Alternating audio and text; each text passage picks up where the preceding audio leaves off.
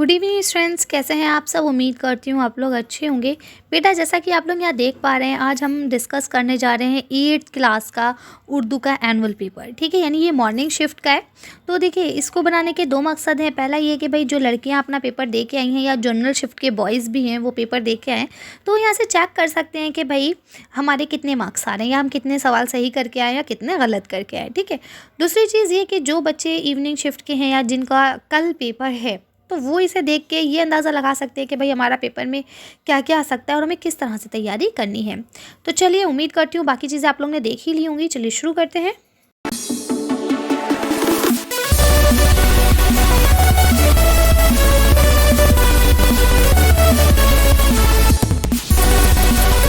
देखिए बेटा, one shot revision आपके लिए पहले ही बनाया जा चुका है। पूरे चैप्टर, सारी चीज़ें आपको बहुत अच्छे से पढ़ाई जा चुकी है। अगर आपने नहीं देखी है तो आप लोग उसे देख सकते हैं। इसके अलावा ये पेपर में आपके लिए डिस्कस कर रही हूँ, ग्रामर वगैरह सब पढ़ा दिया गया है। आप लोग अगर चाहें तो वहाँ से देख सकते हैं। देखिए, इसमें पेपर में आपके 10 सवाल हैं। ठीक है, उनके हमें जवाब देने हैं। पहला जो सवाल आपको दिया गया है ये आपका गैर दरसी इक़्तिबास है। गैर दरसी इक़्तिबास का मतलब होता है बेटा जो आपकी किताब में शामिल नहीं है। ठीक है, जो अलग से लिया गया है। तो देखिए, ये आपके यहाँ देखिए 6 नंबर के हैं। 3 सवाल रहेंगे 2-2 नंबर के। ठीक है, तो देखिए क्या लिखते हैं। शाम होते ही सूरज मगरिब के कोने में पहुंचकर गायब हो जाता है और फिर अंधेरा छा जाता है। अंधेरा होते ही आसमान में तारे नज़र आने लगते हैं। सारा आसमान जगमग करता मालूम होता है। ठीक है, बचपन में हर कोई अक्सर तारे गिनने की कोशिश करता है, लेकिन तारे गिनती में इतने ज़्यादा हैं कि उन्हें गिना नहीं जा सकता। ठीक है, यानी हर कोई बचपन में तारे गिनने की कोशिश करता है, लेकिन तारे इतनी ज़्यादा तादाद में है कि हम गिन ही नहीं पाते। और दूसरी चीज़ ये कि हमारा कंसंट्रेशन बिगड़ जाता है ना। हम ध्यान ही नहीं रख पाते हैं कि हमने इसको गिना था या नहीं गिना था, है ना। खैर, चले आ जाते हैं। लिखते हैं, कुछ तारे काफ़ी बड़े होते हैं। हमारा सूरज भी एक तारा है। तारों के साथ कभी कभी आसमान में चांद भी नज़र आता है, कभी गोल रोटी की तरह, कभी खरबूजे की फाँक की तरह। चांद की रोशनी बड़ी ठंडी और दिल लुभाने वाली होती है। बच्चे प्यार से चांद को चंदा मामा कहते हैं। ठीक है, तो ये एक इक़्तिबास आपको दिया गया था। अब इससे रिलेटेड आपके 3 सवाल पूछे गए हैं, तीनों के आपको जवाब देने हैं। यहाँ देखिए लिखा हुआ है पहला सवाल, शाम होते ही कौन गायब हो जाता है। तो आपको पता है सूरज गायब हो जाता है ना। अंधेरा होते ही आसमान में क्या नज़र आने लगता है। तो आपने पढ़ा था क्या नज़र आने लगता है, तारे नज़र आने लगते हैं। ठीक है, अगला लिखा है, तारों के साथ कभी कभी आसमान में और कौन नज़र आता है। तो चंदा मामा नज़र आते हैं। ठीक है, अगर आपने ये टिक करा है तो आपको 6 नंबर पूरे मिल गए। अगर आपको उल्टा सीधा लगा के आए तो आपके नंबर कट गए। ठीक है, और जिनका कल पेपर है तो उनको ये याद रखना है बेटा कि आपके मतलब 2 दरसी इक़्तिबास आएंगे और 2 गैर दरसी आएंगे। ठीक है, अब फिर देखिए, ये आपका गैर दरसी शेरी इक़्तिबास है। इसमें भी आपके 3 सवाल पूछे गए हैं, 2-2 नंबर के आपको जवाब देने हैं। तो देखिए लिखते हैं, काम के वक्त जो आराम किया करते हैं आखिरकार वो नाकाम रहा करते हैं। सख्त नादां हैं वो लोग, बुरा करते हैं। हम तो दाना से ये कौल सुना करते हैं, पहले तुम काम करो बाद में आराम करो, है ना। यानी ये हमने मेरे ख्याल में आप लोगों को जो आपका सैम्पल क्वेश्चन पेपर आया था उसमें ये चीज़ पढ़ाई थी। ठीक है, कि वक्त की पाबंदी बहुत ज़रूरी है। अगर आप वक्त की पाबंदी नहीं करेंगे तो आप कभी कामयाब नहीं हो सकते।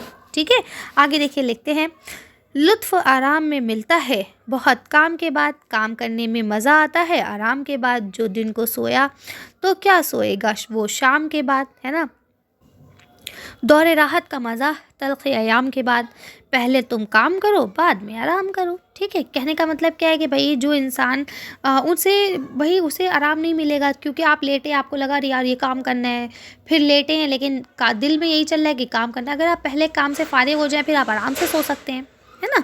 तो वही चीज़ यहाँ पे आपको बताई गई है। पहला सवाल देखिए, आपको लिखा है काम के वक्त क्या करना चाहिए। तो काम के वक्त सिर्फ और सिर्फ काम करना चाहिए। ठीक है, आगे लिखते हैं, कौन लोग ज़िंदगी में नाकाम होते हैं। तो वो लोग नाकाम होते हैं जो काम के वक्त आराम करते हैं। ठीक है, इसके बाद लिखते हैं, काम करने में कब मज़ा आता है। तो आराम के बाद काम करने में मज़ा आता है। ठीक है, आगे आ जाइए। अब ये देखिए, ये आपका क्या है, ये दरसी इक़्तिबास यानी आपकी किताब से लिया गया है। लाल मिर्च वाला आपने पढ़ा ही होगा, है ना। लाल मिर्च का पौधा 2-1.5 फीट जो है क्या होता है, ऊंचा होता है ना। तो अब इसमें हम डायरेक्ट सवाल देख लेते हैं। तो ये किससे लिया गया, तो ये मिर्ची नामा से लिया गया है। लाल मिर्च का पौधा कितने फीट ऊंचा होता है, तो भी आप यहाँ पढ़ के आए हैं। तो ये देखिए, ये लिखा है 1.5-2 फीट, है ना। आगे देखिए अगला सवाल, यहाँ लिखते हैं, हरे दरख्तों में लाल मिर्च कैसी मालूम होती है। तो आपको पता है सब्ज़ साठन की तरह, ये भी यहाँ लिखा हुआ है कि वो सब्ज़ साठन की तरह मालूम होती है। ठीक है, चलिए आगे आ जाइए। अगला देखिए यहाँ लिखा हुआ है, अब ये फिर आपका दरस इक़्तिबास है, ठीक है। ए माओ बहनों बेटियों दुनिया की इज़्ज़त तुमसे है ना। ये कौन सी नज़्म है? ये आपने नज़्म पढ़ी होगी, अल्ताफ़ हुसैन हाली की थी, औरतों का दर्जा, ठीक है। अगला सवाल देखिए लिखा है, दुनिया की ज़ीनत किससे है? तो आपको पता है औरतों से है, ठीक है। लफ्ज़ मायने अगर आप पढ़ के गए होंगे तो लफ्ज़ मायनों में हलावत का मतलब होता है मिठास, ठीक है। वहाँ से एक बार आप देख लीजिएगा, ठीक है। आगे आ जाइए। अगर हम अगले सवाल पे आते हैं तो यहाँ आपको देखिए वक्त की अहमियत, 26 जनवरी और मौसम सरमा, 3 आपको दे दिए गए हैं। ये सब चीज़ें मेरे चैनल पर अपलोड है, अगर आपने नहीं देखी तो देख सकते हैं। बेटा देखिए क्योंकि ये 3 आ चुके हैं तो इसकी उम्मीद कम है कि अब ये आएंगे दोबारा। वैसे आप एक बार तैयारी कर लीजिएगा, क्या पता आ भी जाएँ, ठीक है। लेकिन अगर 26 जनवरी आ गया है तो हो सकता है आपका स्कूल का सालाना जलसा आपसे पूछ लिया जाए, हो सकता है आपसे होली पूछ ली जाए, ठीक है। तो थोड़ा सा उसे प्रिपेयर करके जाइएगा। रही बात एप्लीकेशन की, आपके ख़त की, लेटर की, दरख्वास्त की, तो इन सब का पैटर्न सेम रहता है, ठीक है। हम यहाँ बहन की लिखा है ना, बहन की शादी में शिरकत के लिए 3 दिन की छुट्टी। अब हो सकता है फ़ीस माफ़ी के लिए आ जाए, हो सकता है सेक्शन चेंज कराने के लिए आ जाए, ठीक है। तो पैटर्न उसका सेम रहता है, आप बस पैटर्न को याद कर लीजिए, बीच में जो चीज़ें होंगी उसे थोड़ा सा चेंज कर दीजिएगा, ठीक है। रही बात ख़त की, तो देखिए तालीमी सरगर्मियों की जानकारी देते हुए दोस्त को ख़त लिखना है, कभी यहाँ पे आपको वालिद साहब को ख़त लिखने को आ सकता है ना। कभी खाला ने आपको तोहफ़ा भेजा है तो उनको शुक्रिया का ख़त आ सकता है। तो ख़त के भी क्या है, आप सिर्फ एप्लीकेशन को याद कर लीजिए, क्योंकि इन दोनों में तो चॉइस आती ही आती है। तो आप कोई भी एक याद कर लीजिए, चाहे आप एप्लीकेशन याद कर लीजिए, चाहे आप ख़त याद कर लीजिए, ठीक है। आगे देखिए लिखा है, हिदायत के मुताबिक आपको सवालों के जवाब देने हैं। अब यहाँ पहला लिखा है कि सिर्फ 4 के वाहिद बनाइए। तो देखिए जैसे लिखा है ना शहज़ादियाँ, तो क्या हो जाएगा इसका? शहज़ादी, है ना। तो क्या हो जाएगा? शह ऐसे करके शहज़ादी, दाल के साथ ऐसे ये शहज़ादी। ऐसी आबादियाँ है ना, आबादी में दाल के साथ सिर्फ ये लगा देना है, अलीफ और ये नून गुन्ना जो है ना इसे हटा देना है। ऐसे ही यहाँ तजुर्बात या इनामात लिखा है ना, इसमें भी अलीफ और ते को हटा देना है, लास्ट में तजुर्बा हो जाएगा और इसमें इनाम हो जाएगा, ठीक है। आगे आ जाइए। अब यहाँ लिखा है, नीचे दिए हुए जुमलों में से फेल की निशानदेही करनी। बेटा फेल किसे कहते हैं? फेल मतलब होता है किसी के काम का करना या होना। अब लिखा है ना हिंदुस्तानी फ़ौजियों, ये हिंदुस्तानी फ़ौजियों ये सब क्या होगा? ये आपका इस्म हो गया। अंग्रेज़ों, अंग्रेज़ों भी क्या हो गया? इस्म हो गया। को दिल्ली से भगा दिया, तो इसमें जो है ये भगा दिया, भगा दिया क्या है? फेल है, ठीक है। बहादुर शाह ज़फ़र को अपना बादशाह तस्लीम किया, तो तस्लीम किया जो है ये आपका क्या है? ये फ़ेल है, ठीक है।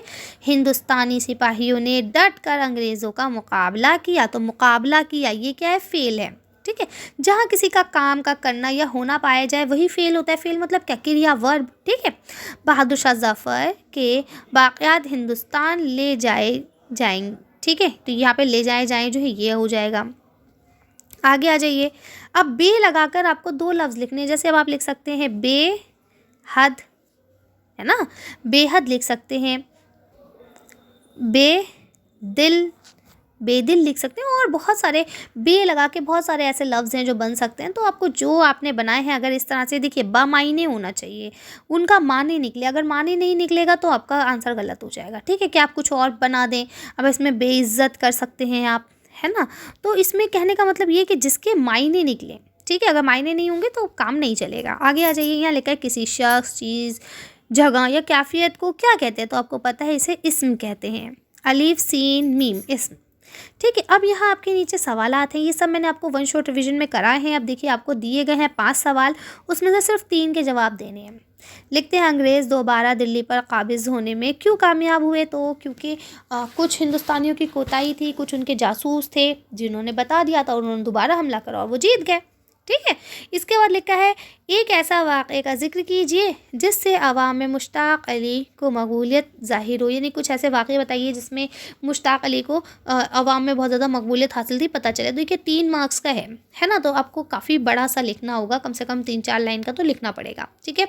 आगे यहाँ लिखा हुआ है सलमा ने ऐसा क्यों कहा कि मैं अब जीना चाहती हूँ? तो उसकी तबीयत ठीक हो गई थी ना, इसलिए उसने ऐसा कहा था कि मैं अब जीना चाहती हूँ, ठीक है। अगला सवाल लिखा है सुबा लक्ष्मी के ज़माने की दूसरी अहम गाने वाली ख़ातिन के नाम लिखिए। तो और कौन कौन सी औरतें थीं जो उनके साथ गाती थीं सुबा लक्ष्मी के टाइम पे, ठीक है। इसके बाद लिखा है 1857 में जो लोग अंग्रेज़ों के ख़िलाफ़ थे उनके नाम बताइए, तो कौन कौन थे? तो इस तरह से ये सवाल आपके आए हैं। अब आप देख सकते हैं कि सवाल का लेवल अच्छा खासा है, मुश्किल सवाल दिए गए हैं, ईजी सवाल नहीं दिए गए हैं, क्योंकि आपके 3 मार्क्स में है ये, है ना।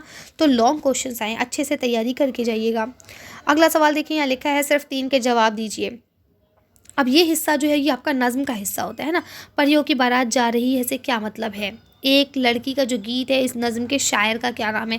तो इसका मतलब आपको शायर के नाम भी याद करके ले जाना है। अब्र बहार की वजह से फसल बहार के लुत्फ़ में इजाफ़ा क्यों हो गया है? जुगनू किस मौसम में दिखाई देते हैं? है ना। ये सारी चीज़ें मैंने आप लोगों को करा रखी हैं। अगर आपने अभी तक वन शॉट रिवीजन नहीं देखा है तो आप लोग देख लीजिएगा, लिंक मैं डिस्क्रिप्शन बॉक्स में और कमेंट बॉक्स दोनों में डाल दूंगी। ठीक है, आगे आ जाइए, क्योंकि अब मैं बताऊंगी भी तो भी कोई फ़ायदा नहीं है। ठीक है, अब देखिए यहाँ लिखा है कॉलम अलिफ को कॉलम बे से मिलाना है। तो देखिए यहाँ सितार नवाज़ आपको दिए गए थे और ये मैचिंग कर दी गई थी। ठीक है, अब दूसरे से शहनाई नवाज़, तो शहनाई नवाज़ कौन हो गए? आपके बिस्मिल्लाह खान हो गए। ठीक है, इसके बाद नेक्स्ट आपके देखे गए बांसुरी नवाज़। बांसुरी नवाज़ देखिए यहाँ लिखे हुए ना आपके पंडित हरिप्रसाद। ठीक है, इसके बाद नेक्स्ट आपको दिए गए हैं गुलकारा। गुलकारा कौन है आपकी? तो ये देखिए यहाँ पे इसको आप इनसे मिलाएंगे पंडित कुमार से। ठीक है, इसके बाद नेक्स्ट जो आपके लास्ट दिए गए हैं वो है सुरूद नवाज़। तो सुरूद नवाज़ कौन है? तो यहाँ पे आपने देखा ये लिखे हैं उस्ताद अमजद अली। ठीक है, तो इस तरह से आपको सारे मैच करने थे। अगर आप ऐसे ही मैच करके आए तो ठीक है, नहीं करके आए हैं तो आपके नंबर कट जाएंगे। ये 1 नंबर की 1 मैचिंग है। ठीक है, और अब देखिए जो बच्चे कल पेपर देने जाएंगे बेटा, तो उनके में ये मैचिंग आ भी सकती है और नहीं भी। मेरे ख्याल में और किसी चैप्टर में मैचिंग तो है नहीं, तो हो सकता है इसके बदले आपको फिलअप आ जाए, हो सकता है लफ्ज़ मायने आ जाए, और हो सकता है इसी तरह की कोई दूसरी मैचिंग वो बना के दे दें। हो सकता है यहाँ पे आपको जुमलों का इस्तेमाल दे दें। तो थोड़ा सा अच्छे से प्रिपेयर होके जाइएगा। कोई कन्फ्यूजन हो, कोई डाउट हो तो आप लोग मुझे कमेंट करके पूछ सकते हैं। मिलते हैं नेक्स्ट वीडियो में। Thank you for watching.